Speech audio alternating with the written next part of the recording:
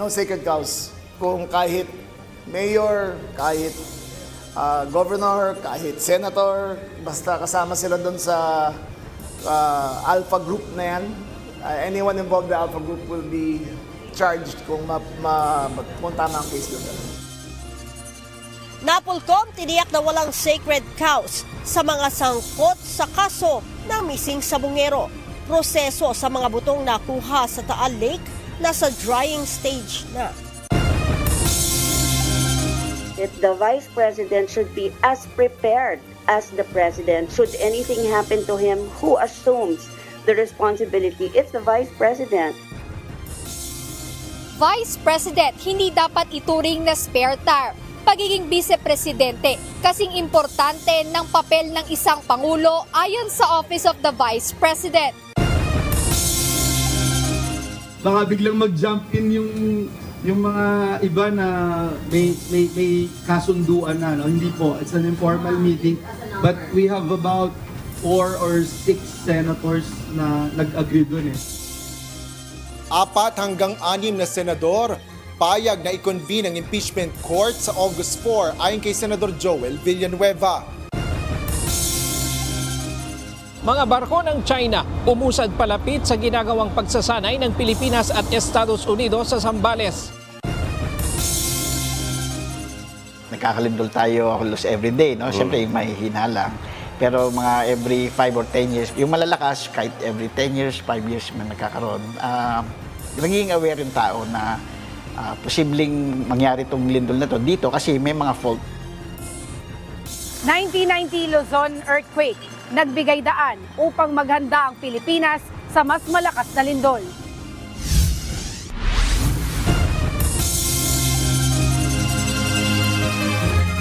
Magandang hapon Pilipinas at sa buong mundo. Tayo po ay sa bayang napapakinggan sa Radyo La Verdad 1350 ang UNTV Radio at una sa ating mga balita. Hindi dapat ituring na reserba o spare tire ng Pangulo ang Vice President. Ayon sa Office of the Vice President, kung tutuusin, dapat maging kasing halaga ng Presidente ang pangalawang Pangulo. Dahil dito, hindi anya dapat pinipigilan o binabawasan ang pondo ng tanggapan ng Vice Presidente. Ito ang balita ni Jed Neresina. The Vice President should be as prepared as the President. Should anything happen to him, who assumes the responsibility? It's the Vice President. May mahalagang papel ang Vice-Presidente sa bansa. Ito ang binigyang diin ni Office of the Vice President spokesperson, Attorney Ruth Castelo, sa pagtukoy sa pangalawang Pangulo bilang spare tire. Aniya, ang Vice-Presidente ang pangalawang pinakamataas na opisyal ng gobyerno, kaya dapat ay kasing handa ito ng Pangulo ng bansa. Binigyang diin ni Attorney Castelo na ang mandato ng pangalawang Pangulo ay kapareho rin ng mandato ng Presidente, kung saan ang lahat ng nakalahat sa 1987 Constitution ng Pilipinas na tungkulin ng Pangulo ay itinuturing ding tungkulin ng Vice-Presidente. She is technically the assistant, or when the President is absent, she takes over because she's the Vice President. And the services that are now being delivered by the Vice President through her office is a way of preparing herself just in case anything happens from now until 2028. Dagdag pa ng tagapagsalita ng OVP, kailangan ng bansa ang isang Vice-Presidente na laging handang umako sa mga responsibilidad ng Pangulo kung sakaling may mangyari at kailangan ng umupo sa pagkapangulo. Kaya ang hindi pagsuporta rito ay maituturing na isang malaking pagkukulang. Whoever the Vice President is, keeping her out of the loop or not being able to provide funds for her projects and programs, not being able to support the Vice President is a great disservice to the country.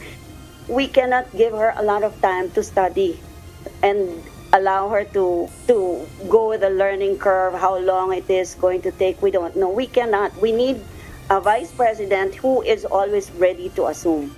Samantala, umabot na sa 34% ang budget utilization rate ng OVP sa unang kalahati ng taong 2025.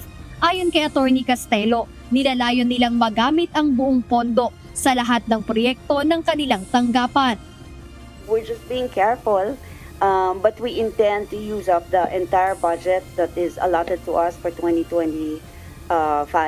We're already on the 34% utilization rate, but we still have time, and we understand that we need to speed up utilizing the funds, but we also do not want to carelessly utilize the funds. So we are being very careful so as not to open any issue that may be thrown against us. Nauna nang nabawasan ang budget ng OVP ngayong taon matapos questionin ng mga mambabatas ang paggamit nito ng pondo sa mga nagdaang taon. Jedne Resina, UNTV News and Rescue. Diyos ang aming sandigan, serbisyo publiko ang aming pinahahalagahan.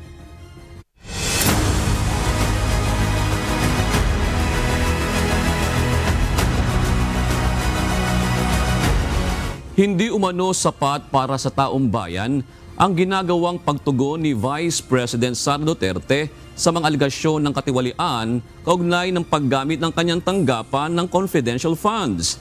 Ito ang nakikitang dahilan ng ilang kongresista kaya mayorya ng mga Pilipino ay sumasang-ayon na dapat harapin ng Vice Presidente ang impeachment case laban sa kanya.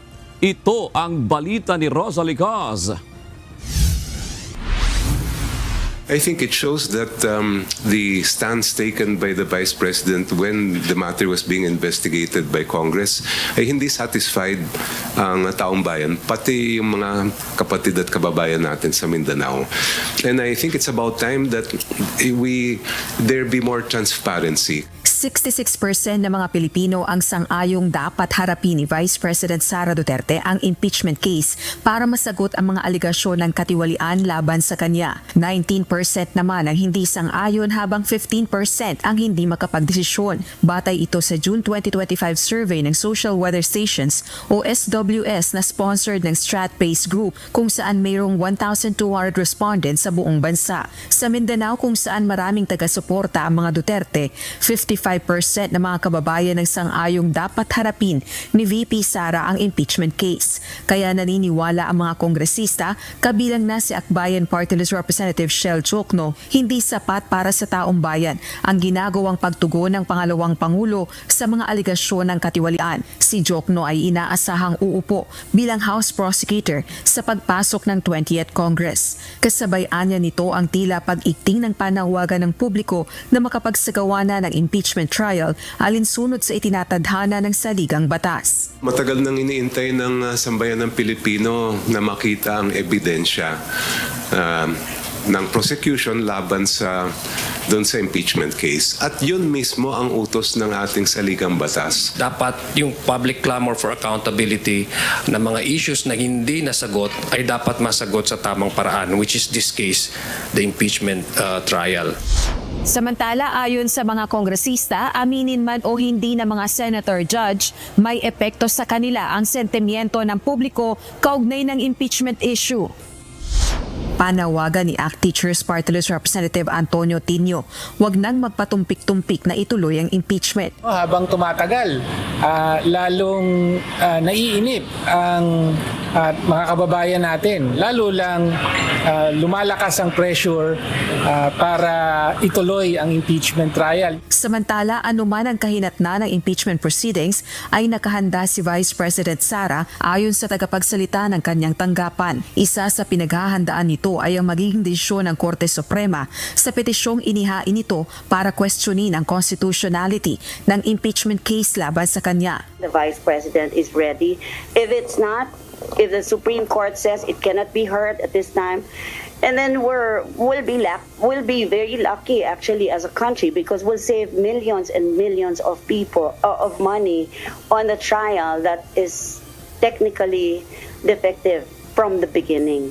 So, okay lang na kung hindi talaga dapat na ituloy, tama lang rin naman, huwag tayong magsayang ng resources ng bansa. Mas marami tayong kailangan na pagkagastahan kesa sa trial na matetechnical rin sa dulo.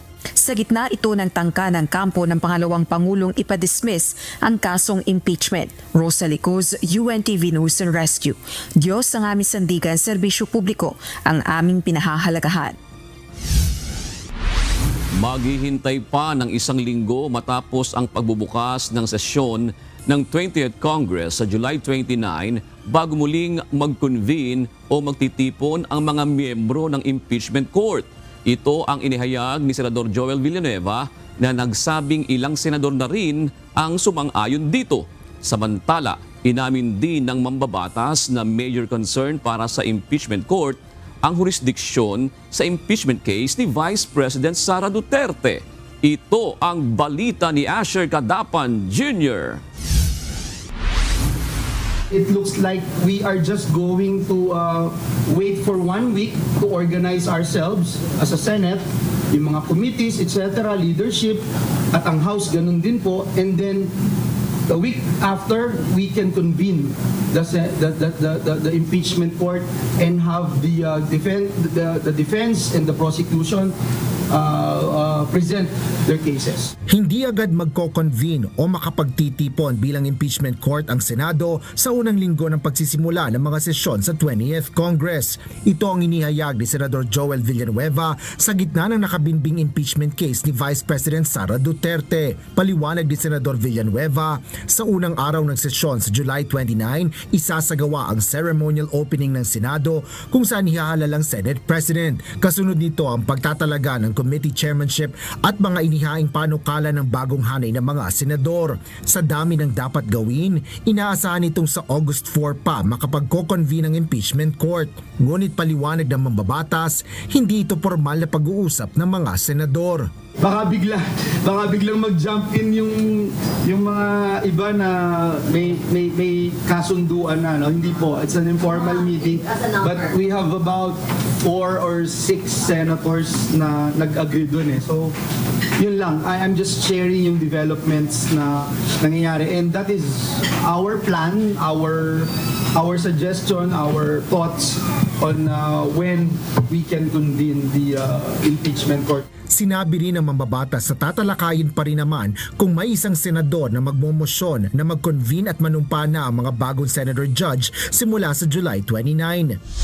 Sinabi rin ni Senador Joel Villanueva na hindi ito masusurpresa kung bubuksan sa impeachment court ang usapin kaugnay ng jurisdiksyon ng naturang korte sa impeachment case ni Vice President Sara Duterte.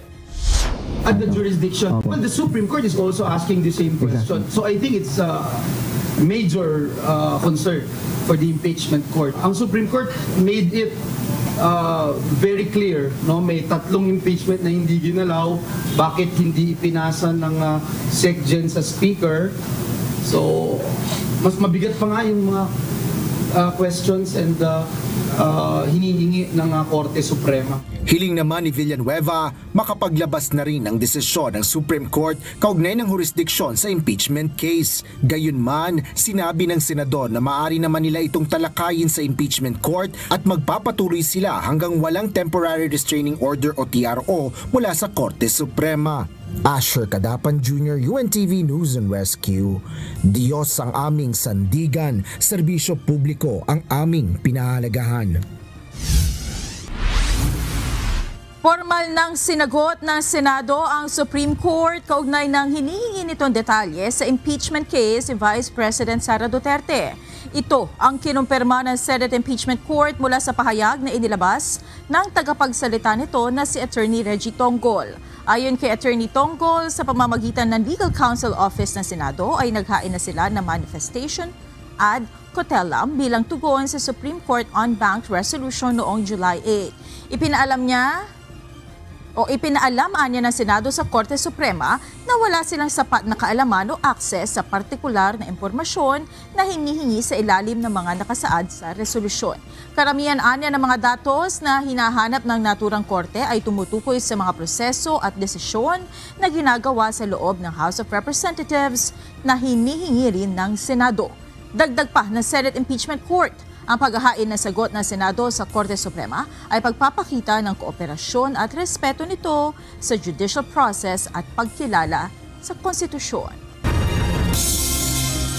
Tiniyak na National Police Commission na walang sacred cows o wala silang pagtatakpan sa kaso na missing sa Bungeros. Ayon kay NAPOLCOM Chairperson John Vic Remulla, ito ay sa kabila ng mga lumilitaw na pangalan ng mga opisyal ng pamahalaan na isinasangkot sa pagkawala ng mga ito. Ito ang balita ni Leia Ilagan.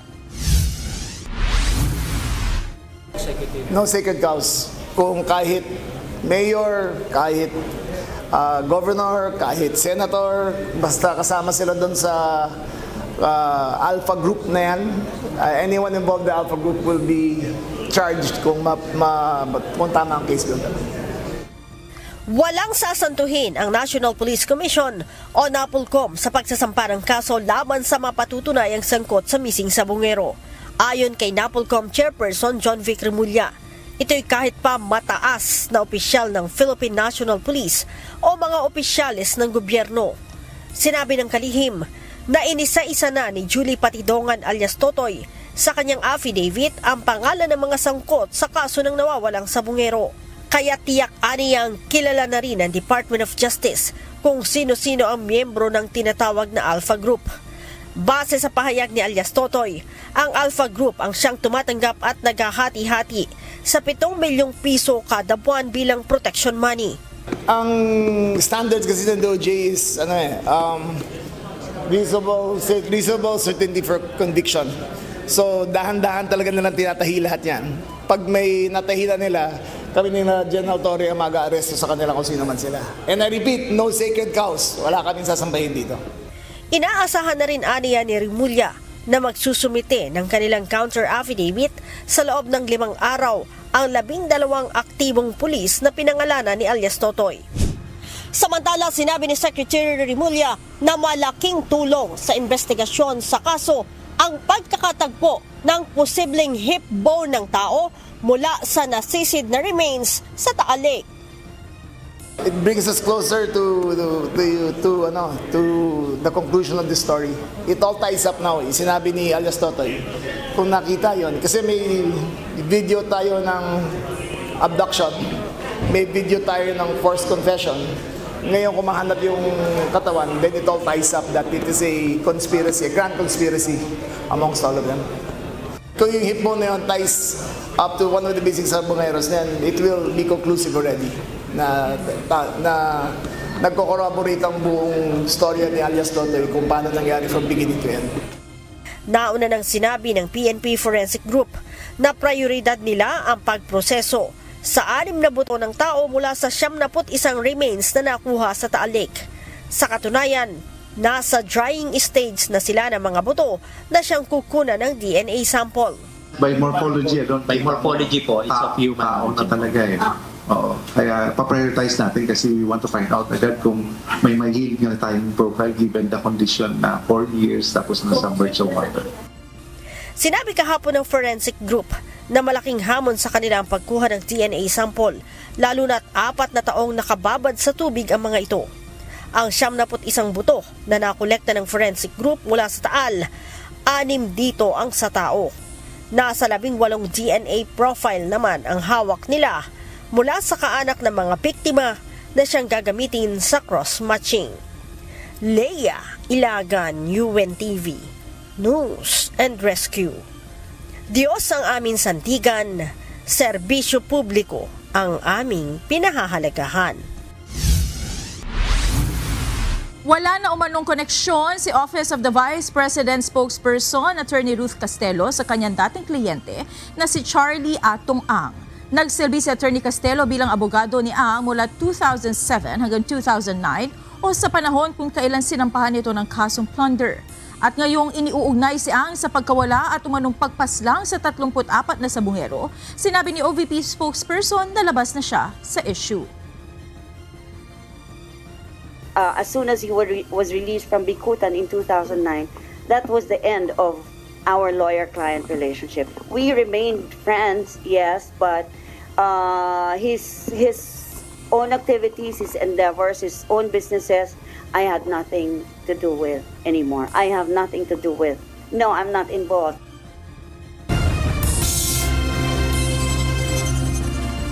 Maagang Nagparamdam ang mga barko ng China sa isinagawang pagsasanay sa pagitan ng hukbong dagat ng Pilipinas at Estados Unidos.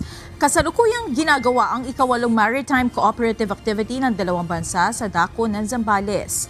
Sa pagsasanay, isang guided missile destroyer ang ipinadala ng US, samantalang ginamit naman ng Philippine Navy ang pinakabago at modernong barko nito na BRP Miguel Malvar.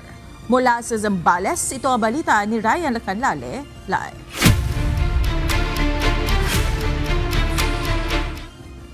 Ryan, nagkaroon ba ng tensyon sa pagpapakita ng Chinese vessels dyan sa ginawang maritime exercise ng Pilipinas at US?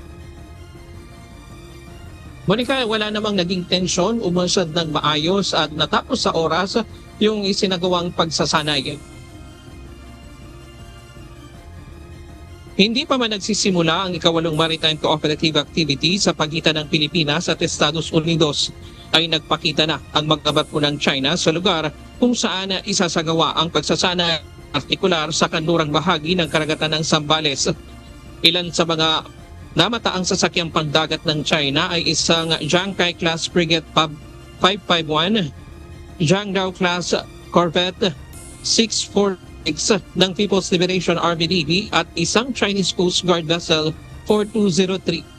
Ang People's Liberation Army Navy 551 lumapit ng hanggang 3 to 4 nautical miles mula sa BRP El Malvar, pero mas dumikit ito sa dalawang barko ng Philippine Coast Guard at nagmaniobra sa likod ng isang PCG vessel. Tila binabantayan nito ang dalawang barko ng PCG na kasama sa pagsasanay. Nakamasid naman sa malayo ang PLA Navy vessel at isang barko ng Coast Guard. Gayunman, hindi naantala sa kanilang drills ang mga hukbong dagat ng Pilipinas at Estados Unidos. Bakit nothing unusual? Nothing unusual, ma'am. Ibig sabihin, nandun lang po sila sa area. Wala silang any activity na naka-interfere sa pag-conduct po natin ng exercise. We were able to execute the exercise as planned and successfully. Sa maritime exercise, ginamit ang BRP Miguel Malvar na pinakabago at advanced na barkong pandigma ng Philippine Navy. Una ito sa Malvar class guided missile frigate na dumating lamang nitong buwan ng Abril, pero ito na ang ikatlong paglahok nito sa MCA. Kasama rin sa ginamit ang dalawang PCG vessel, ang BRP Cabra at BRP Suluan. Samantala, ipinadala naman ng Estados Unidos ang US Curtis Wilbur, isang Arleigh Burke class guided missile destroyer ng United States Navy at iba pang air assets. Ang Pilipinas, isang AW-109 helicopter, Cessna 208B Grand Caravan ang ginamit. Kung dati nag-o-observe lamang ang barko ng PCG sa MCA, ngayon ay kasama na sila sa isang main activity. Ang senaryo, isang barko ng kalaban ang pumasok sa teritoryo ng Pilipinas, kaya nagsagawa ng visit, search and seizure ang isang barko ng Philippine Coast Guard. Yung activity natin with the Philippine Coast Guard is very important because every time na mag-operate ang Coast Guard natin, we always support yung law enforcement activities ng Coast Guard. So we are here to show that the coordination and interoperability with the Philippine Navy and Philippine Coast Guard to include yung partner nations natin is enhanced and improved through the conduct of maritime cooperative activities. So actually this was a great experience for us pilots kasi actually ito yung first time na nakaland yung this type of aircraft, the AW-109, to land dito sa our newest naval vessel, the Miguel Malvar. So it was a great experience for us, best training sa atin mga pilots and tandem tayo sa barko. Layunin ng pagsasanay na palakasin ang interoperability ng mga kaalyadong hukbong dagat sa pamamagitan ng iba't ibang pagmamaniobra.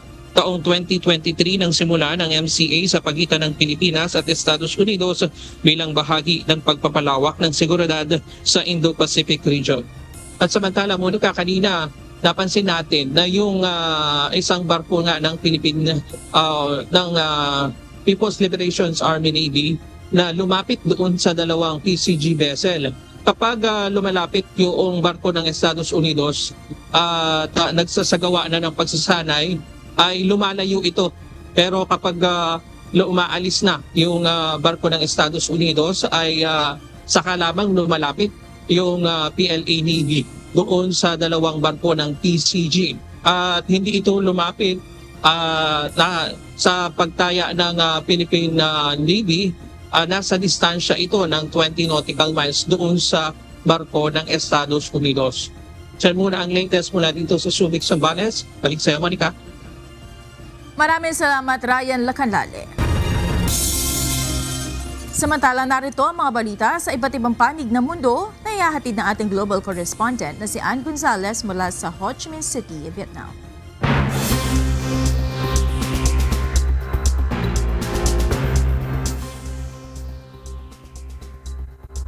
Tumaas ang inflation rate sa US sa buwan ng Hunyo ayon sa US Department of Commerce.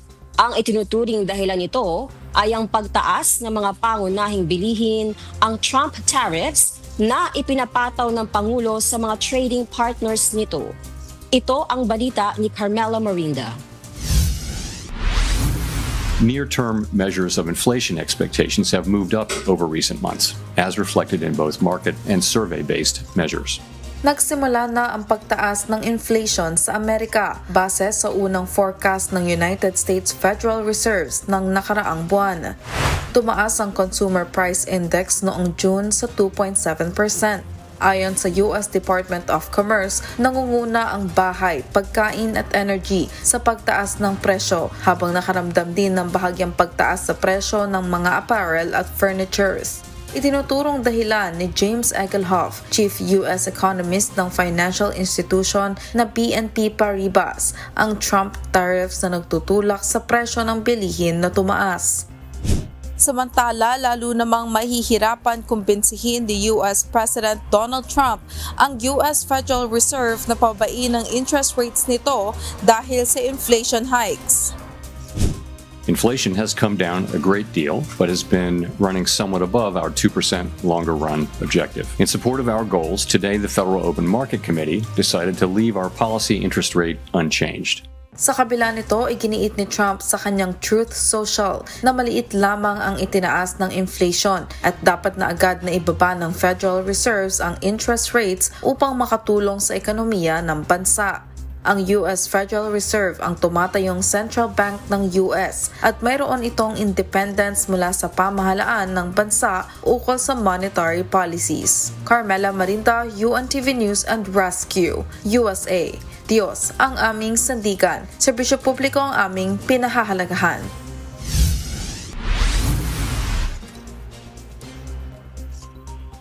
Humarap sa US Senate ang dating National Security Advisor ni President Donald Trump na si Mike Waltz. Ito ay para sa kanyang confirmation bilang nominado bilang kinatawan ng Estados Unidos sa United Nations. Sa pagkilatis kay Waltz, binuksan ng mga senador ang umano'y kaugnayan nito sa pag-leak ng sensitibong war plan ng Trump admin sa isang social media chat group. Nanindigan si Waltz na hindi siya ang nag-post o nagpakalat ng naturang classified information sa group chat na nagkataong may kasama palang isang mamamahayag. Ang nasabing leakage na tinaguri ang Signal Gate ay bumulabog sa White House, dahilan upang questionin ang kalidad ng cybersecurity ng Trump administration.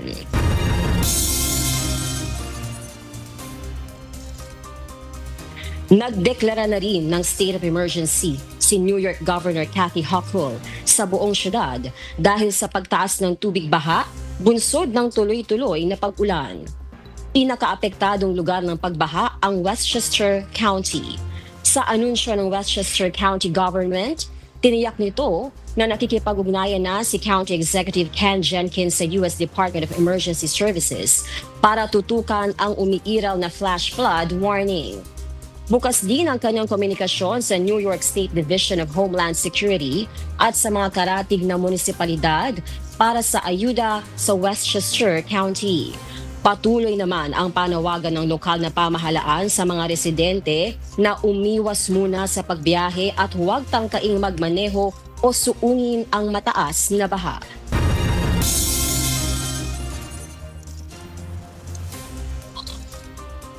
Pumanaw ang tinaguriang world's oldest marathon runner na si Falja Singh.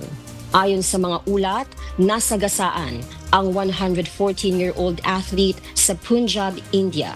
Nagtamo umano ito ng fatal injuries habang patawid ng kalsada sa kanyang bayan na Bayaspind. Kinumpirma ng kanyang running club na nakabase sa London ang pagkamatay ni Singh.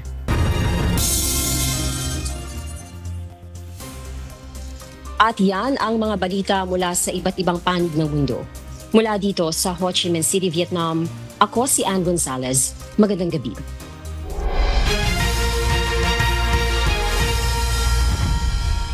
Simpleng trabaho pero malaki ang epekto. Kahit pa ang paghahatid ng gamot sa nangangailangan nito ay pinagsisikapang gawin ng UNTV News and Rescue First Responders. At kung may mas malaking responde gaya ng isang vehicular crash na nangyari sa Quezon City kamakailan, nakahanda rin ang grupo sa pagbibigay ng kaukulang tulong. Ito ang balita ni Gilbert Gonzalez Jr. Sa UNTV NAR-FR po ito, kami po yung magdadala ng gamot sa inyo.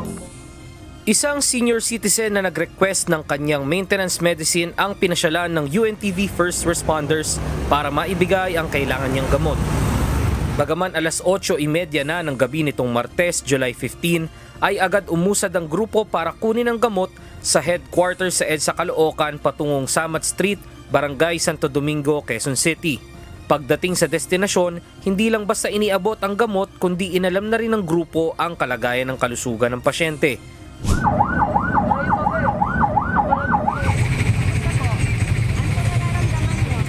Habang pabalik, isang vehicular crash sa kahabaan ng Commonwealth Avenue, Quezon City, pasado alas 10 ng gabi ang nadaanan ng mga first responders. Inassess ng grupo ang biktima at agad na tumawag ng ambulance mula naman sa katuwang nitong UNTV News and Rescue Unit. Copy that, NAR-FR, ang tabay lang po, deployed na po yung team natin, pupunta na dyan. Ayon sa 42 anyos na rider, may iniwasan siyang SUV dahilan para masagi naman niya ang jeep na nasa kanyang unahan kaya ito sumemplang. Iniinda nito ang pananakit ng balikat at ibang parte ng katawan at nadatna ng team na nakaupo na ito sa gitna ng kalsada habang kinakausap ng mga otoridad. Sakto namang napadaan si Juvie Tuha at dahil sa dami ng tao ay naudyukan siyang silipin at nakita na lang niya na pinsan na pala niya ang naaksidente. Ang pagdating ko po, marami na pong tao nakarescue. Ayun, tinignan ko maigi yung pinsang buti marami nang doon. Sa kanya. Kaya yun, hindi na ako umalis doon. Hinintay ko na lang siya hanggat may sakay sa ambulance. Isinakay at inalalayan ng team ang biktima sa rescue vehicle upang matignan pa ang ibang injury nito at malapatan ng paunang lunas. Aray. Nahihilo ka ba? Sakit din. Matapos malapatan ng first aid, ay minonitor ng team ang vital signs nito at dinala ang pasyente sa East Avenue Medical Center para sa kaukulang atensyong medikal. Gilbert Gonzalez Jr., UNTV News and Rescue. Diyos ang aming sandigan, serbisyo publiko ang aming pinahalagahan.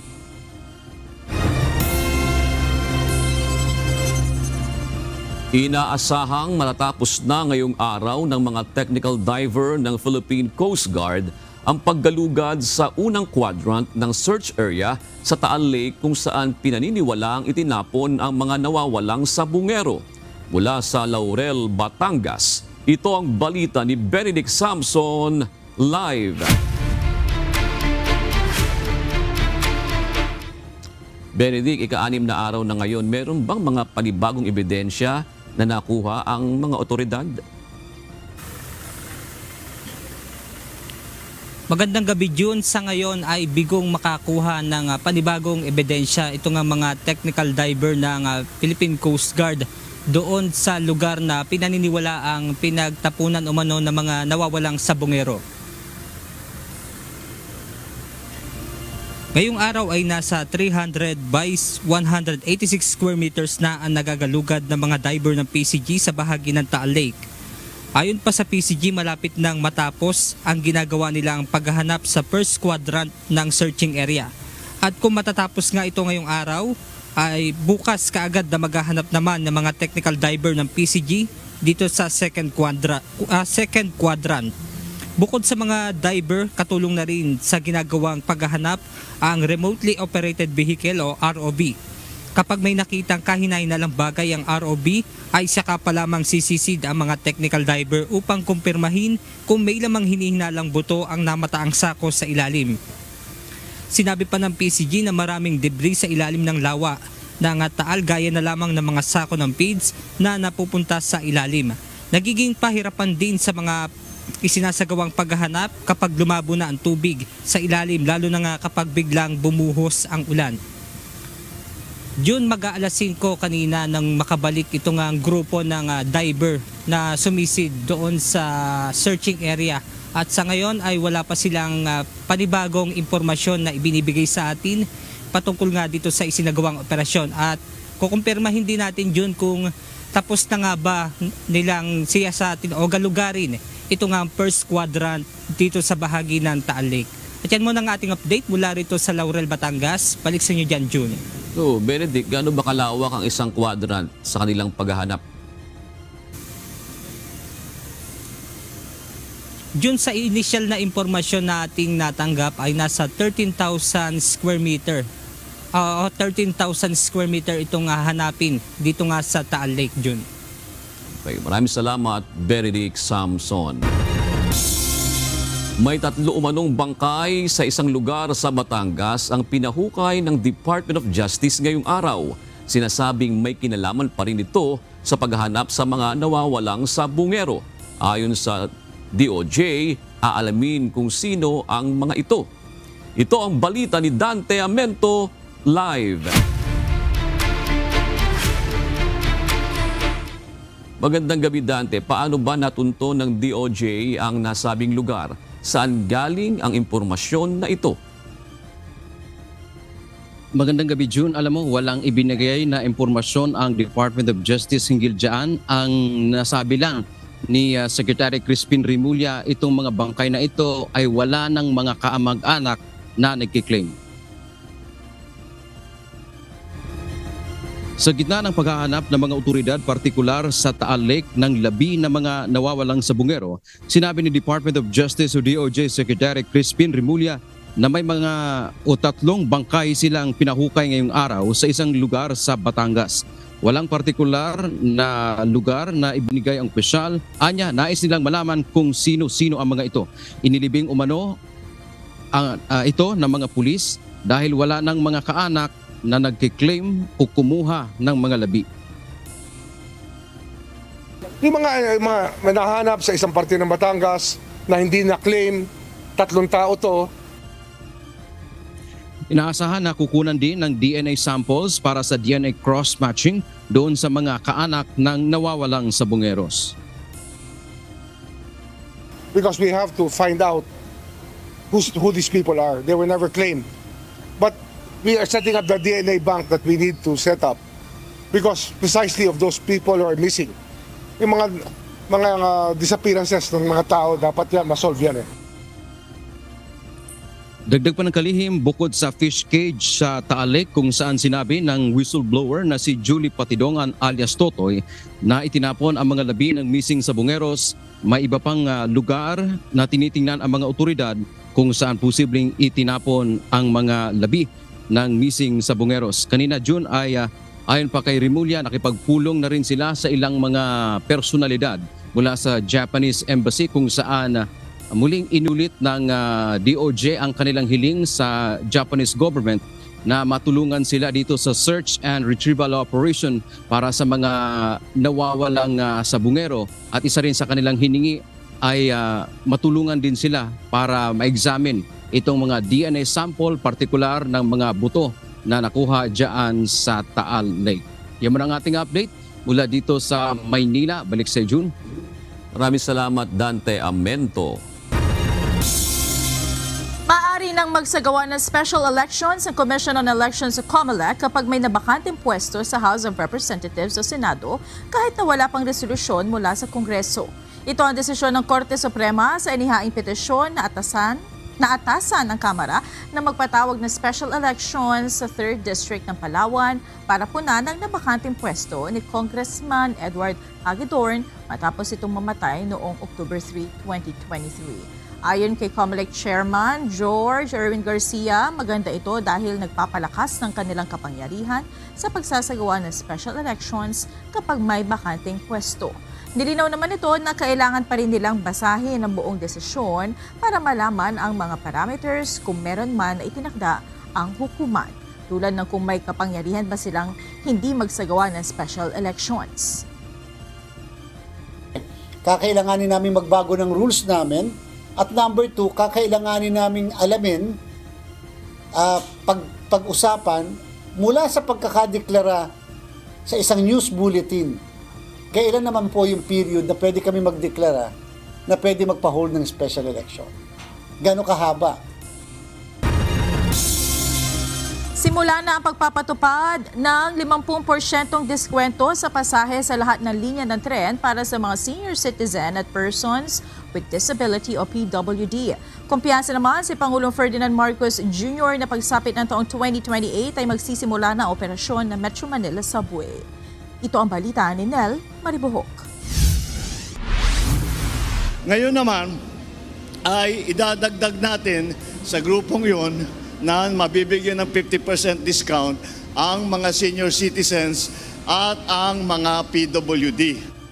Mismong si Pangulong Ferdinand Marcos Jr. ang nanguna sa paglulunsad ng 50% discount sa pasahe sa LRT1, LRT2 at MRT3 para sa mga senior citizen at persons with disability o PWD ngayong araw. Kasama ng Pangulo ang ilang senior citizens sa pagsakay sa MRT3 Santolan Annapolis Station.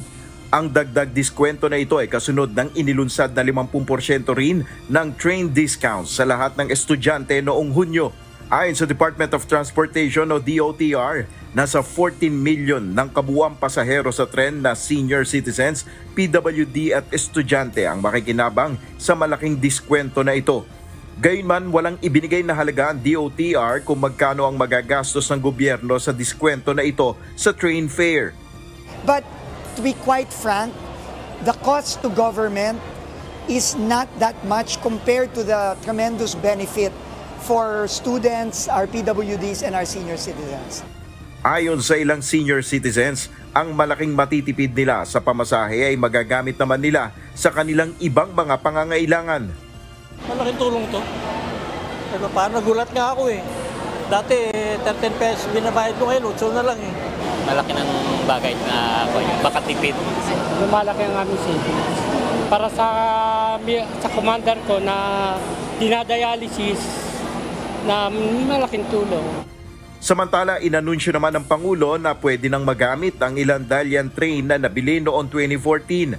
Ang nasabing mga bagon ay natenga ng 1 dekada dahil sa technical compatibility issues. Ngayon pa lang, 3 trains na 3 karwahe. So, 9 nitong cars na ito. Doon sa 48, tuloy-tuloy natin na titignan at gagawan ng paraan para naman magamit. Dahil 10 taon nakaparada ito eh, hindi nagamit. Malaking tulong naman ito upang mas maging maginhawa ang biyahe ng mga sumasakay sa MRT3. Mula sa Santolan Annapolis Station ay ininspeksyon naman ni Pangulong Marcos ang Metro Manila Subway Project sa Camp Aguinaldo Station. Inaasahan ni Pangulong Marcos na pagsapit ng taong 2028 ay magkakaroon na ng partial operation ang Metro Manila Subway. Sana matapos natin ito hanggang sa Valenzuela. Baka matapos natin ito 28. Baka pwede nang in-inaugurate 2028. Basta tingnan natin. Malaking tulong ang subway project na ito upang mas mapabilis ang biyahe ng mga pasahero, lalo na sa mga manggagaling sa Valenzuela City papuntang Ninoy Aquino International Airport sa Pasay City. Ang travel time mula sa Valenzuela hanggang sa airport ay sa kasalukuyan mga 2 oras yan 2 oras kalahati. Kaya mababawasan yan hanggang mga 40 minutes na lang. Ang unang tunnel boring machine o TBM CP-103 ay mag-ooperate na mula Camp Aguinaldo papuntang Ortigas Station. As of June 30, 2025, ang TBM ay nakausad na ng 281.74 meters mula sa launching shaft at umabot na sa Camp Aguinaldo, White Plains boundary. Inaasahang aabot sa Corinthian Properties ang TBM sa fourth quarter ng taon. Nel Maribuhok, UNTV News and Rescue. Diyos ang aming sandigan, serbisyo publiko ang aming pinahalagahan. Muling nagpaalala ang Department of Labor and Employment sa mga employers na nakatakdang pagpapatupad ng 50 pesos na aumento sa sahod. Sa isang panayam, sinabi ng opisyal ng DOLE na dapat ay makatanggap na ng dagdag na sahod ang mga minimum wage earners mula sa Biyernes, July 18. Bunsod nito, magiging 695 pesos na daily minimum wage ang mga nasa non-agriculture sector, habang 658 pesos naman sa mga agriculture sector. Nagbabala si Transportation Secretary Vince Dizon sa mga pasaway at mapagsamantalang driver at maging sa mga operator ng Transportation Network Vehicle Service o TNVS. Kasunod ito ng insidente na kung saan nakuhanan ang isang TNVS driver na sa pilitang pinababa ang pasahero at tinangka umanong saksakin. Ayon kay Secretary Dizon, maaaring madamay ang operator ng TNVS sa parusa sakaling may pasaway at mapagsamantalang silang driver. Again, ulit-ulitin ko pagka merong na-report sa amin, na-verify namin na totoo, suspendido kagad yung driver, show cause kagad, or depende sa gravity ng insidente, suspendido din yung operator. So, I hope this message is loud and clear, and I hope magtinutino na silang lahat. Posibleng dagdagan pa ang mga sewage treatment plants na mayroon ang Maynila. Ayon sa Metropolitan Manila Development Authority o MMDA, ito'y upang masolusyonan ang mabagal na paghupa ng baha sa lungsod. Samantala, pinag-aaralan naman ng lokal na pamahalaan ng Maynila ang pagtaas ng multa para sa irresponsableng pagtatapon ng basura. Ito ang balita ni Van Alvarez. Ito po kasing STP natin, kulang yung capacity para mai-discharge ng mabilis yung tubig, ulan. So, ang isa sa mga pwede namin tingnan ay magdagdag ng STP para makomply pa rin yung mandamos order ng Supreme Court nang hindi po bumabaha sa Manila. Kulang sa kapasidad ang mga sewerage treatment plants o STP. Isa ito sa nakikitang problema ng Metropolitan Manila Development Authority o MMDA kung bakit umaapaw ang mga kanal at estero sa Maynila na nagdudulot ng matinding pagbaha. Ang STP ay isang facility kung saan nililinis ang maruming tubig mula sa mga bahay, gusali at pabrika bago ibalik sa kalikasan gaya ng Manila Bay. Paliwanag ni MMDA Chairman Romando Artes, hindi kinakaya ng operasyon ng Rojas Boulevard STP at Remedios Outfall ang dami ng wastewater na kailangan nitong iproseso. Nagre-resulta upang maimbak ang mga tubig sa floodgates at iba pang agusan. Dahil sa ngayon, nakita nga namin, pagkabukas na pagkabukas, wala pang ulan. Ang lakas ng tulo ng tubig. Imaginin mo, kung may ulan pa, di mas lalo ng mas malakas yan for sure. Panawagan ng pamahalaang lungsod, madagdagan pa ang kanilang pondo pagdating rito upang lalo pang maparami ang sewerage treatment plant sa Maynila. Ano lang naman to, konting dagdag na pondo para mas marami pang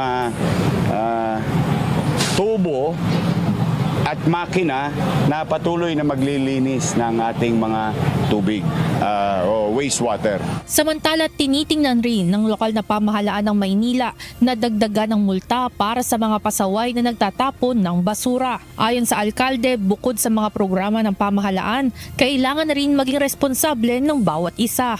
Actually, we were thinking of it, magmahal ang bayad sa basura. That's imbes na sending them to the court, yung bang tawag dito, babara na, yung susunod naman yung mga MTC naman ang babarahan ng mga violators. We were thinking about it. Ngunit paglilinaw nito, hindi ito ngayon ang kanilang prioridad kundi ang agarang aksyon pagdating sa problema sa baha, kalsada at kaligtasan ng bawat isa tuwing may banta ng sakuna. Ivan Alvarez, UNTV News and Rescue.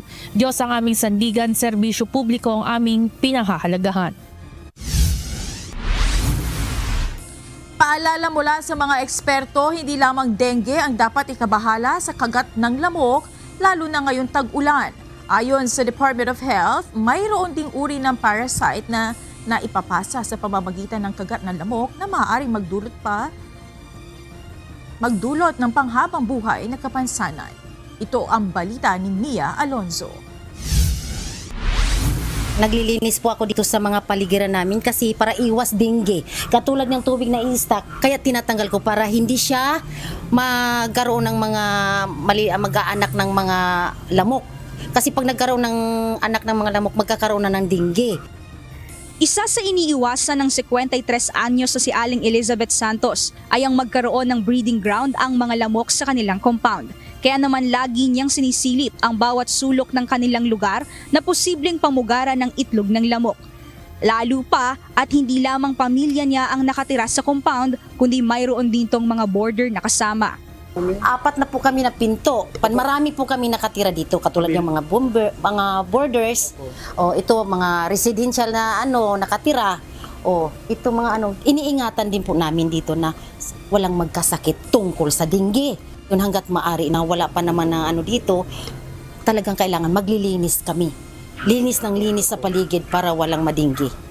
Kaugnay nito, may paalala naman ng Department of Health sa publiko lalo na ngayong rainy season. Bukod kasi sa dengue, may banta rin ng filariasis ang kagat ng lamok na maaaring magdulot ng kapansanan kapag hindi naagapan. It leads to deformity pag napabayaan. Elephantiasis yung sakit, yung parang namamaga yung mga hita, parang hita ng elepante. And then pati yung scrotum nila, namamaga rin. Tapos kailangan pa ng operation para makorek. Ayon sa ahensya, ang filariasis ay isang neglected tropical disease na dulot ng microscopic worm na naipapasa sa pamamagitan ng kagat ng lamok. Maituturing itong asymptomatic dahil hindi agad makikita sa pisikal na katawan ang epekto nito. Ayon sa DOH, unang inaatake ng filariasis ang lymphatic system ng tao, isang mahalagang bahagi ng immune system na nagsisilbing drainage system ng katawan na tumutulong sa pag-aalis ng sobrang likido, bakterya at virus sa katawan. Kapag naapektuhan ito, nagkakaroon ng pagbabara sa daluyan, kaya nagdudulot ng pamamaga, pananakit at abnormal na paglaki sa ilang bahagi ng katawan na nauuwi sa elephantiasis. Sa una, wala pa munang mararamdaman na sintomas sa katawan, subalit kalaunan ay magpapakita na ito ng mga sintomas tulad ng lagnat, panginginig, pananakit ng katawan, panghihina, pamamaga at paglaki ng mga lymph nodes o kulani, pagkakaroon ng edema o naipong fluid sa mga apektadong bahagi ng katawan. Pero preventable. If we control the vector, if we treat the disease early, may gamot na naiinom early. So kayang gamutin basta alam nila yung sakit at ma-access namin sila. Paalala ng ahensya, bagamat hindi naman nationwide ang sakit na ito, kundi sa mga piling area na kadalasan ay sa probinsya, payo rin ng kagawaran na magpakonsulta sa espesyalista sakaling makaramdam ng mga sintomas. Maigi pa rin ang palagi ang paglilinis ng kapaligiran upang makaiwas hindi lamang sa banta ng filariasis kundi ng iba pang sakit na maaaring makuha at maging banta sa kagat ng lamok. Mia Alonzo, UNTV News and Rescue. Diyos ang aming sandigan, serbisyo publiko ang aming pinahahalagahan. Nahuli na ng mga tauhan ng Criminal Investigation and Detection Unit ang 2 suspect sa pagpatay sa opisyal ng House of Representatives. Base sa pahayag ng National Capital Region Police Office, naaresto ang 2 kagabi sa Quezon City sa pagbebenta ng armas. Kabilang sa nakuha sa mga ito ay ang Colt MK4 caliber 9mm pistol na mayroong 6 na bala, isang MK2 fragmentation hand grenade, mga fake IDs na may iba't ibang pangalan. Samantala, nakuha din sa babaeng suspect ang marked money na ginamit sa buy-bust operations. June 15, nagbarili ng mga suspect ang biktima si Director Mauricio Pulhin, ang Chief of Technical Staff ng House Committee on Ways and Means. Sino ang makakalimot sa July 1990 Luzon earthquake? Maraming gusali ang gumuho at mga buhay na nasawi. At makalipas ang 35 taon nang mangyari ang isa sa pinakamalakas na lindol sa kasaysayan, ano na nga ba ang aral na natutunan natin dito? Ito ang balita ni Leslie Widom. So very widespread yon, as considering 78 ay bihira yung ganong kalaking lindol sa Pilipinas, pero napakalakas. July 16, 1990, 4:26 p.m. Nayanigin ng 7.8 magnitude na lindol ang buong Luzon. Ang sentro ng lindol, nasa lalawigan ng Nueva Ecija. Tumagal ito ng 45 segundo o halos 1 minuto. Nagulot ng malawakang pinsala sa gitnang Luzon, maging sa malaking bahagi ng Maynila at sa rehiyon ng Cordillera at Bicol. Ngunit ang pinakamalubhang naapektuhan ay ang Cabanatuan, Dagupan at Baguio City. Maraming kalsada ang nasira, matindi ang pagguho ng lupa, nawala ang linya ng komunikasyon. Maraming estruktura ang hindi na halos pakinabangan, gaya na lamang ng eskwelahang ito sa Nueva Ecija at ang hindi malilimutang pagguho ng Hyatt Terraces Hotel sa Baguio City. Sa mga low-lying areas, nagkaroon ng malas na liquefaction, gaya ng nangyari sa Dagupan City kung saan maraming bumagsak na tulay at bahay. Yun yung no? It's about 125 kilometers yung nag-rupture. So yung epicenter is about by Ecija, and then ang start ng rupture from Gabaldon to Nueva Vizcaya sa Cayaba. So ang haba niya, nag-rupture yung ground, and yung cause ng maraming ground shaking, liquefaction. So medyo chaotic yung time na yun During that time, maraming na-damage, mga estimated na deaths around 1,600. So yung cost ng sa economy is around 10 million estimated during that time. Ayon kay Dr. Art Daag, isang associate scientist sa Philippine Institute of Volcanology and Seismology o PHIVOLCS, dahil sa pangyayari ay naisagawa sa kauna-unahang pagkakataon ng mga geologist na magmapa at magsukat ng mga naapektuhang lugar, partikular ang mga naging malalaking pagbitak ng lupa. Siguro may mga yung malaking displacement, no, kasi nag-move yung fault left lateral. So buong yung ground nagkaroon ng changes sa location. Parang opposite movement siya. So yung mga dating magkapit-bahay, pag gano'n, nandun yung kapit-bahay. So malaki impact yun. Aside from ground rupture, very extensive yung ground shaking, no? Yung nga, sa Baguio ay ang daming na-damage doon. Ayon sa PHIVOLCS, mabilis naman ang pagresponde sa mga rescue units noong panahong iyon. Subalit pahirapan ang pagpaparating ng tamang impormasyon sa mga kinauukulan, lalo na kaugnay ng mga na-trap sa gumuhong Hyatt Hotel. Limited lang yung resources. Like for example, unang nabalita yung bumagsak na school sa Nueva Ecija. So yun, siyempre basic tools lang ginagamit, mga sa retrieval. So in that sense, mabilis mag-respond. Yun nga lang, yung deployment, hindi alam kung saan. Kasi through balita lang, kasi maraming mga areas na nangyari from Baguio, Nueva Ecija, Tarlac. Ang nangyaring pagyanig noong 1990 ang pumukaw sa kamalayan ng mga Pilipino na paghandaan ng mas malalakas pang pagyanig. Nagsimulang magsagawa ng mga earthquake drill, pag-iigpit sa building construction, lalo na kung gaano katibay ang itinatayong mga gusali. At sa inaasahang The Big One, ayon kay Dr. Art, dapat ay mas maging handa pa ang publiko. Pinakaunang dapat gawin anya ay alamin kung nasa ligtas o mapanganib na lugar ba ang kinatatayuan ng ating tinitirahan. Makatutulong dito ang pagtingin sa Hazard Hunter PH app ng ahensya. Yung lindol, maraming pwedeng panggalingan. So like sa Pilipinas lang, daming faults dyan. So yun nga, nagkakalindol tayo halos everyday, no? Siyempre yung mahihina lang. pero mga every 5 or 10 years medyo malalakas. So yun, mga ganon, nagigising din sila. So continuous pa rin yung information natin. Yung malalakas, kahit every 10 years, 5 years na nagkakaroon, naging aware yung tao na posibleng mangyari itong lindol na to dito kasi may mga fault. Leslie Widem, UNTV News and Rescue. Diyos ang aming sandigan. Serbisyo publiko ang aming pinahalagahan.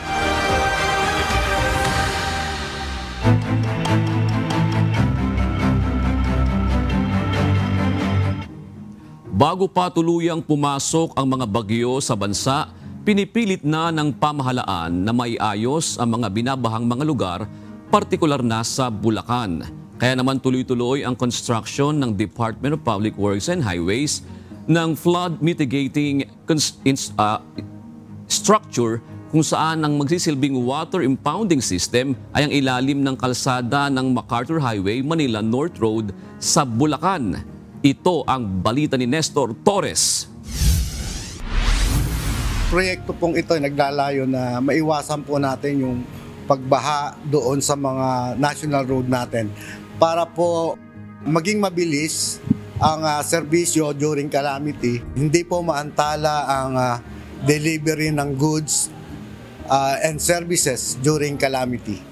Isang Malolos Bulacan MacArthur Highway sa mga national road na binabaha sa probinsya sa tuwing may bagyo at malakas na pag-ulan. Dagdag din sa nagdudulot ng pagbaha sa lugar ang mga baradong drainage na madalas na nagre-resulta ng pagbigat ng daloy ng trapiko. Bilang solusyon ng Department of Public Works and Highway o DPWH District 1 ng Bulacan, ongoing ang construction project nila na flood mitigating structure. Kasalukuyan silang nag-uukay ng imbakan ng tubig sa ilalim ng kalsada sa bahagi ng Barangay Dakila at Bulihan, Malolos at magdudugtong ito hanggang sa bayan ng Kalumpit, Bulacan.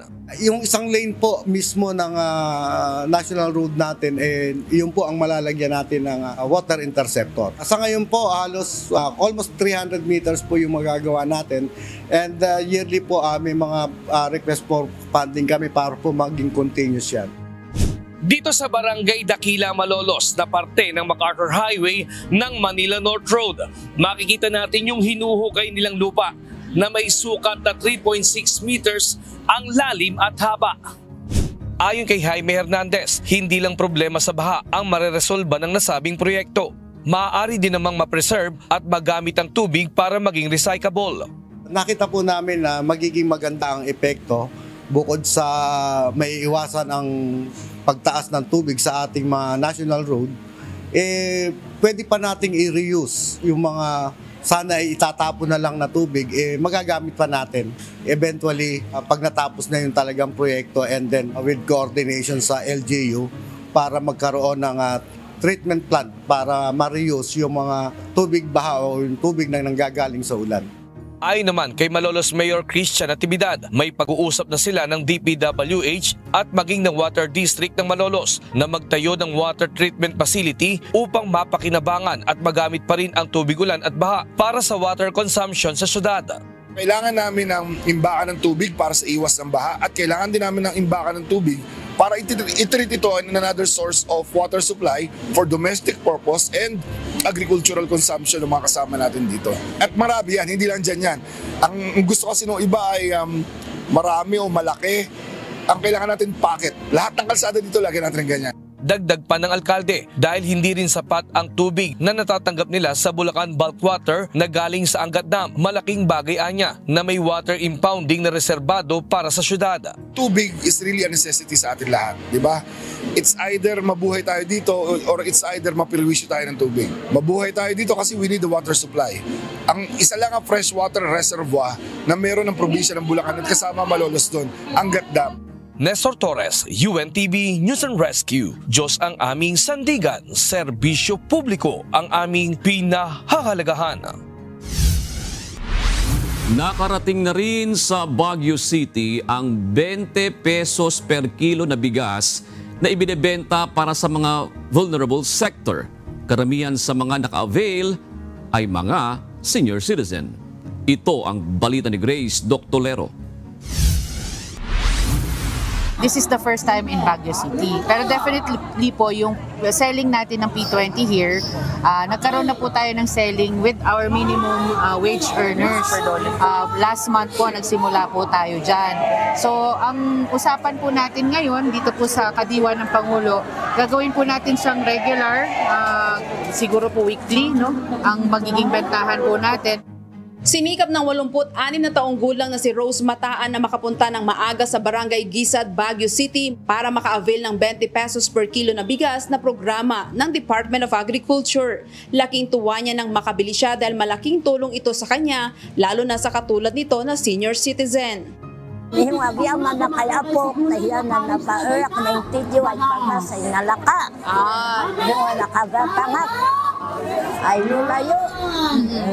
Halamat halamat apo. Maging ang dalawang senior citizen na mula pa sa La Trinidad, Benguet, alas 6 pa lamang ng umaga ay bumiyahe na sila sa Baguio City para makabili ng murang bigas. Ayon kay Grace Callis, malaking tulong ang nasabing programa ng Pangulo, lalo na't breadwinner siya dahil ang kanyang asawa ay stroke patient. Dagdag pa dito, meron din siyang alagain na 2 PWD.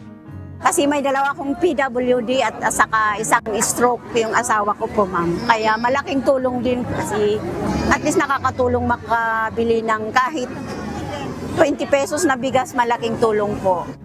Ang senior citizen at single mom na si Dominga, malaki ang kanilang matitipid dahil sa mahal ng bilihin ngayon. Malaking tulong sa amin kasi single parent ako, tapos isa lang aking anak, tapos single ako, wala akong iba. Binabudget ko, nag-iisa ako kasi na tapos yung anak ko, hindi siya, nag-stop na siya ng school. Nung sinabi niya sa akin, 10 exam ko, tapos inan ko siya. Ginaanan ko siya, hindi dito na maaga para makapag 7 o'clock. Nakarating na rin ang programang Benting Bigas meron na para sa mga kwalipikadong benepisyaryo ng programa sa lungsod ng Baguio. Ayon kay Asek Bebang Guevara ng Department of Agriculture, naging matagumpay ang paglulunsad nito sa Baguio noong buwan ng Hunyo ngayong taon. Inanunsyo na rin ng ahensya na palalawigin na rin ito buong Cordillera Administrative Region. Tina-target po natin, at least for the Cordillera, majority of the provinces po magiging available na to.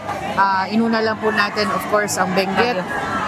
Kahapon po, nasa La Union tayo, Region 1. Pinapaigting po natin yan, or ginagawan po natin ng plano ngayon is yung distribution o yung logistics po natin. Medyo challenging nga po dahil if you want to reach more places, kailangan po maayos din yung ating distribution. Nasa 750 na kabilang sa mga vulnerable sector ang pumila kaninang umaga. Ang naturang bigas ay pinatikim din sa mga pumunta sa Kadiwa Store. Ibinibenta umano ang murang bigas na ito sa mga Kadiwa Centers o Kadiwa Stores or LGU partners ng Kadiwa para sa mga PWDs, senior citizens, 4Ps beneficiaries at solo parents. Kailangan din umanong duly registered sila sa MSWDO sa kanilang mga lugar at mayroon silang official na mga ID na nagpapatunay na sila ay kabilang sa nasabing sektor. Sa gitna ng patuloy na pagtaas ng presyo ng mga bilihin, ang programang ito ay isang malaking ginhawa para sa mga manggagawang Pilipino, lalo na sa vulnerable sector. Grace Doctolero, UNTV News and Rescue. Diyos ang aming sandigan, serbisyo publiko ang aming pinahahalagahan.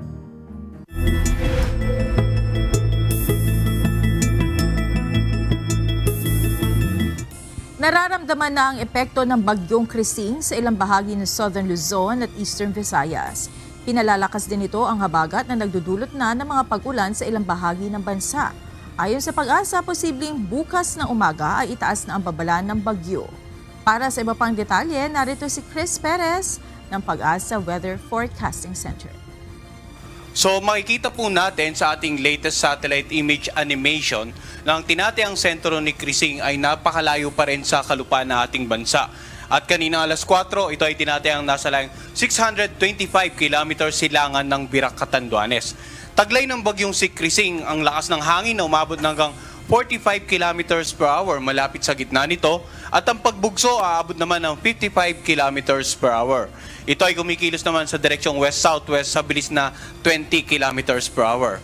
Bagamat malayo pa ang bagyong si Krising sa ating bansa, patuloy na itong nagpapaibayo ng habagat or southwest monsoon. Kaya kung mapapansin po natin, no, maging dito sa western seaboard ng ating bansa ay napakakapalang kaulapan, yan po ay bunsod ng pinag-ibayong habagat. Bukod pa dyan, yung trough ng bagyong si Crising ay naapekto na ang ilang lalawigan ng Southern Luzon at ng Eastern Visayas. Sa ngayon po ay wala pang tropical cyclone wind signal na nakataas sa anumang bahagi ng ating bansa. Subalit, posibleng bukas ng umaga, yung alas 5 ng madaling araw na tropical cyclone bulletin natin, ay magkaroon na po tayo ng mga lugar na may tropical cyclone wind signal. Sa ngayon po, ang inaasahan natin posibleng magkaroon nga ng wind signal bukas ng umaga, itong lalawigan ng Cagayan, possibly ilang bahagi na Isabela, at kung bahagya pang kikilos pa kanluran ng bagyo, hindi rin natin nire-rule out na baka masama rin po ang lalawigan ng Catanduanes. Kaya sa mga kababayan po natin, lalong-lalo na sa mga lalawigan sa silangang bahagi ng Luzon, ay patuloy nga mag-monitor sa 6-hourly tropical cyclone bulletin na ipapalabas natin hinggil sa bagyong si Crising. Ano naman ang inaasahan natin pagkilos nito sa susunod na 3 hanggang 5 araw? So sa pinaka-latest forecast track, mapapansin po natin yung center track ng bagyong si Crising, no? At makikita rin natin yung intensity o yung tinatayang magiging lakas nito sa patuloy na pagkilos palapit ng ating bansa hanggang sa pagtawid dito sa may bandang Northern Luzon area. So, base sa ating forecast track, inaasahan natin na posibleng ang pagtama nito dito sa mainland Cagayan or sa Babuyan Island ay sa pagitan po ng Biyernes ng gabi hanggang Sabado ng madaling araw. Makikita rin natin na bagamat tropical depression lamang ito sa ngayon, posible pang umabot ito ng tropical storm intensity bago nga tuluyan ng makalapit at tumawid ng Northern Luzon area. Pero pansinin din po natin, no, yung tinatawag nating area of probability. Ibig sabihin yan, ang pagkilos ng sentro ng bagyong si Crising ay hindi lamang confined dito sa center track, kundi we're not ruling out the possibility na baka bahagyaring kumilos ng pakanluran at mag-iba. So, itong buong lalawigan ng Cagayan, itong northern part ng Isabela, at itong ang Babuyan Batanes Group, dapat handa po sa posibleng landfall. At generally, lahat po ng lalawigan sa Northern Luzon kailangan maging handa rin sa patuloy na paglapit ng bagyong si Crising sa mga susunod na araw. Inaasahan naman itong lalabas nga ng ating area of responsibility sa darating na Sabado ng hapon or ng gabi. So basically, Northern Luzon area, direktang maapekto ng bagyong si Crising ngayong darating na weekend, habang yung habagat naman patuloy na pag-ibayuhin, makakapekto nga sa natitirang bahagi ng Luzon, ilang bahagi ng Visayas at ng Mindanao. So nagpalabas din po tayo ng tinatawag nating weather advisory, no? Ito yung babala ng mga pag-ulan na dala ng pinag-ibayang habagat at ng bagyong si Crising. So, as per the 5 p.m. weather advisory natin, makikita po natin, no, ilang lugar ang posibleng makaranas ng paulan mula 50 hanggang 100 millimeters of rain simula ngayong hapon hanggang bukas ng hapon. Itong bahagi ng Palawan, Occidental Mindoro, at itong Western Visayas at maging bahagi ng Zamboanga Peninsula, ulan na dulot ng habagat. Samantala, itong paulan naman sa ilang bahagi ng Bicol Region at ilang bahagi ng Eastern Visayas, yun naman yung ulan ng trough ng bagyong si Crising or yung extension. Ngayon, sa darating naman na bukas ng hapon hanggang Biyernes ng hapon, mapapansin po natin, no, mas mataas na yung posibleng maranasan or dami ng ulan na mararanasan sa mga lalawigan sa kanlurang bahagi ng Southern Luzon at ng Visayas dahil sa pinag-ibayong habagat. Ganon din naman po dito, may ilang areas na makakaranas din ng 100 to 200 millimeters of rain, yung mga areas na naka-highlight ng orange. 150 to 100 millimeters of rain naka-highlight po ng yellow. Mapapansin din natin, mas dumami na yung lugar na posibleng makaranas ng mga pag-ulan dahil nga ina-anticipate na paglapit ng bagyong si Crising sa Northern Luzon area at patuloy na pag-ibayo ng habagat. Samantala, sa darating naman na Biyernes ng hapon hanggang Sabado ng hapon, makikita natin, no, yung orange or yung around 100 to 200 millimeters of rain dito sa may bandang Northern Luzon, in particular Ilocos Norte, Apayao, Cagayan. Samantala, Zambales at Occidental Mindoro at itong Antique ay naka-orange din po or 100 to 200 millimeters of rain. Yung yellow naman na areas, 50 to 100 millimeters of rain. So habang lumalapit yung bagyo, mas lumalawak yung lugar na posibleng makaranas ng paulan at bukod dyan, yung banta ng mga pagbaha at pagguho ng lupa, mas lumalawak din po. Kaya dapat antabayanan din po natin yung weather advisory na ipapalabas ng Pag-asa aside from the tropical cyclone bulletin. Sa ngayon po, ano yung inaasahan natin in terms of hangin, no? Pinakita na natin yung epekto ng bagyong Krising at ng habagat in terms of ulan. In terms of hangin naman, ito po ang inaasahan natin, yung habagat. Pwedeng magdulot ng strong to gale force na mapagbugso ng hangin ngayong araw sa Palawan, Siquijor, Bohol, Camiguin, Southern Leyte, Surigao del Norte at sa Dinagat Island. Samantala, bukas naman sa nakararaming bahagi ng Southern Luzon, no? Batangas, Quezon, Bicol Region, Mimaropa, sa buong Visayas, Zamboanga del Norte, Camiguin, Surigao del Norte, Dinagat Island, Davao Occidental at Davao Oriental. Sa darating naman na Biyernes, may mga pagbugso na ring hangin mararamdaman sa Metro Manila, sa Bataan, Calabarzon, Bicol Region, Mimaropa, sa buong Visayas, Zamboanga Peninsula, Basilan, Sulu, Tawi-Tawi, Misamis Occidental, Lanao del Norte, Camiguin, Surigao del Norte, Dinagat Island, Davao Occidental at Davao Oriental. Ito po mga nilalaman ng mga lugar na pwedeng maapektuhan ng malalakas na hangin ay nakapaloob din po sa ating Tropical Cyclone Bulletin. Sa mga susunod na issuances, maaaring mas madagdagan pa po ito, kaya antabayanan po natin yung ating update.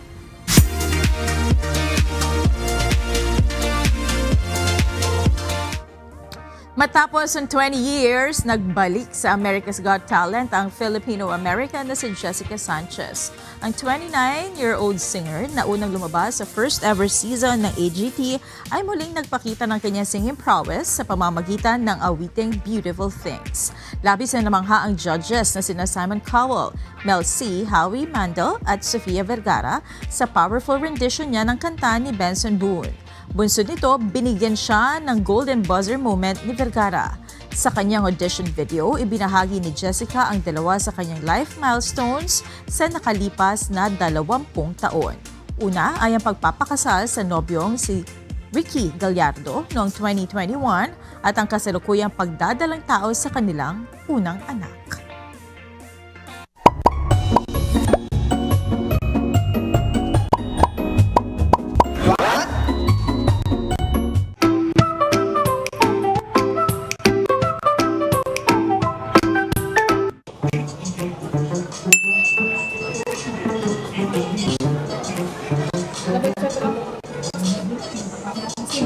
Okay na. Nagdag kaalaman po. Hindi niyo napapansin bakit mas mabilis tayo napapagastos kapag cashless, QR, or itatap lang yung mga babayaran natin. Bakit kaya? Ito ang dahilan. Kasi po, ano na po ngayon, high-tech na ngayon, puro card na. Parang one touch lang, okay na. Ikaw ba, mas mabilis mong pakawalan yung pera kapag cashless o pag hawak mo yung pera? Ano mas hirap? Pag hawak ko yung app, hirap ba? Yung oo. Pero pag cashless? Okay lang. Dahil isang touch lang. Okay na. Kasi parang parang virtual man lang siya, hindi mo actually nakikita yung pagbilang mo ng pera mo. So parang ang dali mong gumastos. Hindi mo kasi nafe-feel yung pera. Tama. Ayon sa behavioral science, may tinatawag na pain of paying. Kapag nagbabayad tayo gamit ang cash, mas ramdam ng utak ang bawas. Kasi nakikita mo at nahahawakan ng pera. At yun ang bumabalanse sa impulsive spending. Pero kapag cashless, hindi mo nakikita ang physical na bawas. Kaya mas mababa ang mental resistance. Parang sweldo lang na hindi mo namamalayang ubos na. Ayon sa study, mas mataas ng hanggang 83% ang ginagastos ng tao kapag cashless kaysa kung physical na pera ang gamit. Kaya kung lagi kang cashless, dapat mas doble ingat ka sa gastos. Gumamit ng budget tracker o daily expense reminder para aware ka pa rin sa mga ginagastos mo. Kaya tandaan nyo po, hindi basta, halimbawa, hindi mo lang hawak, wala na talaga yon. Tandaan mo, basta na-swipe mo yan, bawas pa rin yan sa pera mo. Kaya maging matalino po sa paggastos ng ating mga inipon. Sana may natutuhan kayo at laging tatandaan, mapalad ang tao na nakakasumpo ng karunungan at ang tao na nagtatamo ng kaunawaan.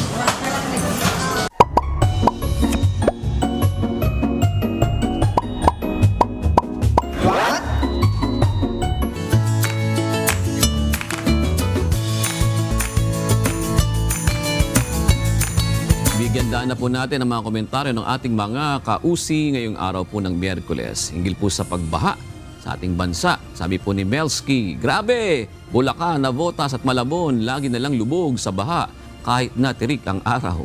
Pag nag-high tide nga naman, bumabaha na eh. Sabi naman ni Edel Toto Baldueza, that flooding is all year long problem. How much more funds needed to solve it?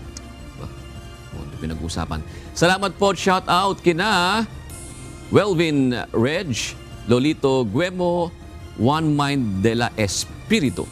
Maraming salamat din kay Adelaida Esteban Nad Pharma at Agosto M. Cantos.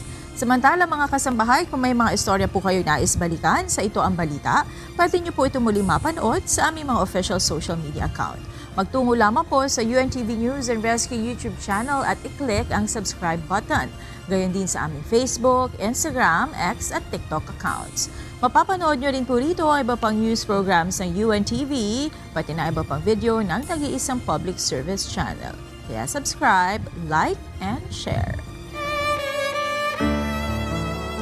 Narito naman ang salita ng Diyos na ating sandigan mula sa aklat ng Mateo 5 at 16 na nagsasabi, lumiwanag na gayon ang inyong ilaw sa harap ng mga tao upang makita nila ang inyong mabubuting gawa at kanilang luwalhatiin ang inyong Ama na nasa langit.